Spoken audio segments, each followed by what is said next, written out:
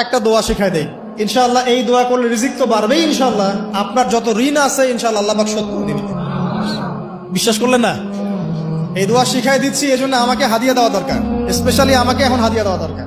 গুরুত্বপূর্ণ দোয়া শিখাই দিচ্ছি। আলী রাদিয়াল্লাহু আনহু বলেছেন, কোন ব্যক্তির যদি পাহাড়ের সমানও ঋণ থাকে, এই দোয়া যদি আমল করে আল্লাহ পাক ওই ঋণও শোধ করে দিবেন ইনশাআল্লাহ। ঋণ কেমন জানেন? ওই যে এখন মানুষ ঋণ নিচ্ছে 1 কোটি টাকা ব্যাংক থেকে, 2 কোটি টাকা ব্যাংক থেকে, হ্যাঁ, কত বছর, 10 বছরের জন্য, 20 বছরের জন্য বাড়ি করছে, তাই না? তার ধারণা এমন যে সে মারা গেলে তার ঋণটা কেউ না কেউ শোধ করে দিবেই দিবে, তাই তো? আর আল্লাহর রাসূল কি বলছেন দেখেন, একজন মারা গেছেন, নবী সাল্লাল্লাহু আলাইহি ওয়াসাল্লামের সময় একজন মারা গেছেন। তো নবী করিম সাল্লাল্লাহু আলাইহি ওয়াসাল্লাম বলছেন, এই ব্যক্তির কি কোনো ঋণ আছে?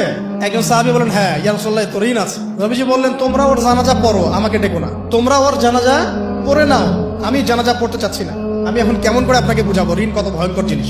আপনি যে ব্যাংক থেকে 3-4 কোটি টাকার লোন নিয়ে রাখছেন, লাখ লাখ টাকা লোন নিয়ে বসে আছেন, দিব্যি সুখে বসে আছেন, এমন চিন্তায় যে আপনার মৌত হবে না। আর নবী সাল্লাল্লাহু আলাইহি ওয়াসাল্লামের সময়ে একজন মারা যাচ্ছেন, তিনি বলছেন তোমরা জানাজা পড়ে নাও, আমি জানাজা পড়তে চাচ্ছি না। মানে ঋণগ্রস্ত ব্যক্তি জানাজাও তিনি পড়তেন না। তারপরে একজন এসে বললেন, ইয়া রাসূলুল্লাহ, আমি তার ঋণ শোধ করে দিব, তার যা ঋণ আছে আমি শোধ করে দিব। তখন নবী এসে জানাজা পড়লেন সাল্লাল্লাহু আলাইহি ওয়াসাল্লাম।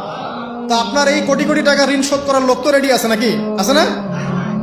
সমস্যা নেই, আপনার জানাজা পড়া হবে, আপনার মিলাদও হবে, আপনার একটা বড়সড় দোয়াও হবে ইনশাআল্লাহ। কিন্তু আল্লাহ পাক বলেছেন, শহীদ, আল্লাহর পথে যুদ্ধ করে শহীদ হয়েছে, এই ব্যক্তির আত্মাও ঝুলে থাকে যতক্ষণ পর্যন্ত না তার ঋণটা শোধ করা হয়।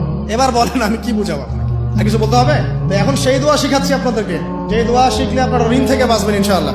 কত দিবেন বলেন? আচ্ছা, হ্যাঁ, এই তো শুকরিয়া। দোয়া করবেন যেন আল্লাহ পাকের দিনটাকে আল্লাহর জমিনে প্রতিষ্ঠা করতে পারি।